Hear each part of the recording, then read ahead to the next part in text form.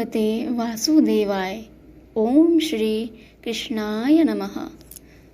हरिओम नमः शिवाय। प्रिय भक्तजनों, आप सभी का हार्दिक स्वागत है हमारे चैनल NH क्रिएशंस में। दोस्तों, आज हम भगवान जगन्नाथ जी से जुड़ी कुछ रोचक जानकारियाँ आपको बताएंगे, तो कृपया हमारी वीडियो को पूरा ज़रूर देखिएगा।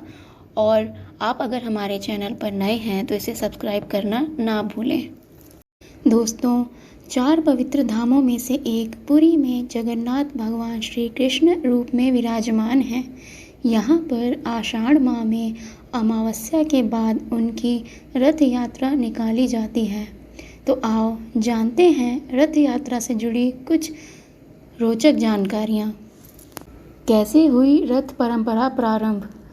जब राजा इंद्रद्युम्न ने जगन्नाथ, बलराम और सुभद्रा की मूर्तियां बनवाई तो रानी गुंडीचा ने मूर्तियां बनाते हुए मूर्तिकार विश्वकर्मा और मूर्तियों को देख लिया, जिसके चलते मूर्तियां अधूरी ही रह गईं।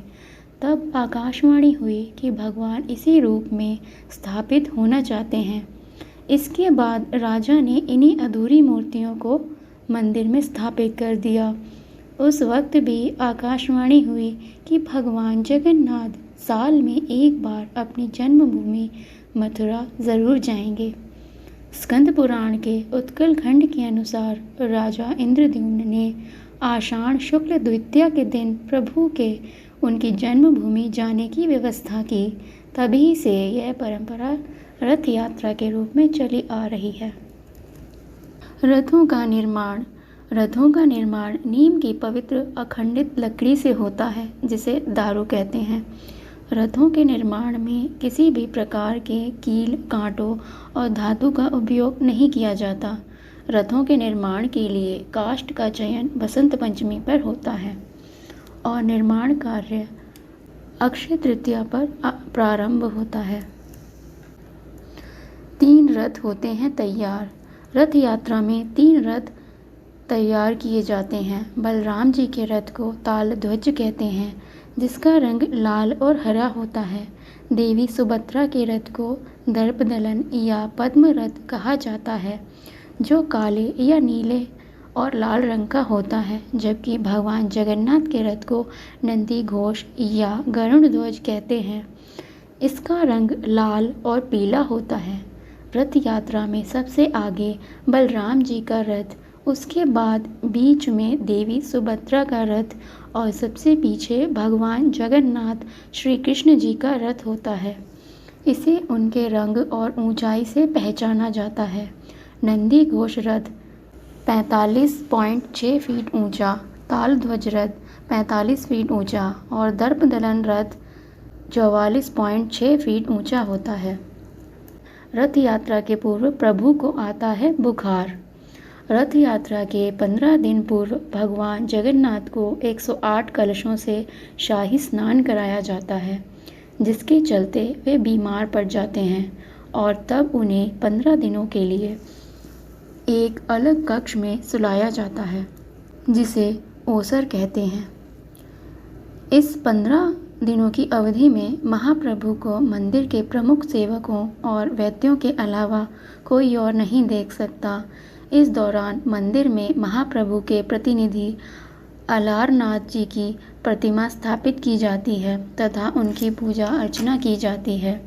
प्रभु के बीमार पड़ने के पीछे की अलग कहानी है, जो भक्त माधव दास से जुड़ी हुई है। स्वस्थ होकर निकलते हैं प्रभु यात्रा पर। 15 दिन बाद भगवान स्वस्थ होकर कक्ष से बाहर निकलते हैं और भक्तों को दर्शन देते हैं, जिसे नव यौवन नेत्र उत्सव भी कहा जाता है। इसके बाद द्वितीया के दिन महाप्रभु श्री कृष्ण और अपने बड़े भाई बलराम जी तथा बहन सुभद्रा जी के साथ बाहर राजमार्ग पर आते हैं और रथ पर विराजमान होकर नगर भ्रमण पर निकलते हैं। छेरा पहरा रस्म। छेरा पहरा एक रस्म होती है जो रथ यात्रा के दिन निभाई जाती है, जिसमें पुरी के महाराज के द्वारा यात्रा मार्ग और रथों को सोने की झाड़ू से साफ किया जाता है। इसके बाद पहाड़ी एक धार्मिक परंपरा है, जिसमें भक्त बलराम, सुभद्रा और भगवान श्री कृष्ण को गुंडीचा मंदिर तक रथ यात्रा करवाते हैं। आषाढ़ शुक्ल द्वितीया तिथि को निकालते हैं रथ यात्रा। आषाढ़ मास की शुक्ल पक्ष की द्वितीया तिथि को रथ यात्रा आरंभ होती है। ढोल, नगाड़ों, तुरही और शंख ध्वनि के बीच भक्तगण इन रथों को खींचते हैं। जिन्हें रथ को खींचने का अवसर प्राप्त होता है वे महाभाग्यवान माना जाता है। गुंडीचा मंदिर पहुंचती है रथ यात्रा। रथ यात्रा जगन्नाथ मंदिर से शुरू होकर गुंडीचा मंदिर तक पहुंचती है। गुंडीचा राजा इंद्रद्युम्न की पत्नी थी, जिसने एक गुफा में बैठकर तब तक तपस्या की थी जब तक कि राजा इंद्रद्युम्न ब्रह्मलोक से लौटकर नहीं आ गए थे। उनकी तपस्या के चलते ही वह देवी बन गईं और उनके तप के बल से ही राजा नारद मुनि के साथ ब्रह्मलोक की यात्रा करने समय पर लौट आए। यात्रा की शुरुआत सबसे पहले बलराम जी के रथ से होती है। उनका रथ ताल ध्वज के लिए निकलता है। इसके बाद सुभद्रा के पद्म रथ की यात्रा होती है। सबसे अंत में भगवान जगन्नाथ जी के रथ नंदी घोष को बड़े बड़े रस्सों की सहायता से खींचना शुरू करते हैं। गुंडीचा माँ के मंदिर तक जाकर यह रथ यात्रा पूरी मानी जाती है। जब जगन्नाथ यात्रा गुंडीचा मंदिर में पहुँचती है तब भगवान जगन्नाथ, सुभद्रा एवं बलराम जी को विधि पूर्वक स्नान कराया जाता है और उन्हें पवित्र वस्त्र पहनाए जाते हैं। हेरा पंचमी। यात्रा के 5वें दिन हेरा पंचमी का महत्व है। इस दिन माता लक्ष्मी भगवान जगन्नाथ जी को खोजने आती हैं, जो अपना मंदिर छोड़कर यात्रा में निकल गए हैं। आड़प दर्शन। गुंडीचा मंदिर में भगवान जगन्नाथ, बलराम और देवी सुभद्रा 7 दिनों के लिए विश्राम करते हैं। गुंडीचा मंदिर में भगवान जगन्नाथ के दर्शन को आड़प दर्शन कहा जाता है।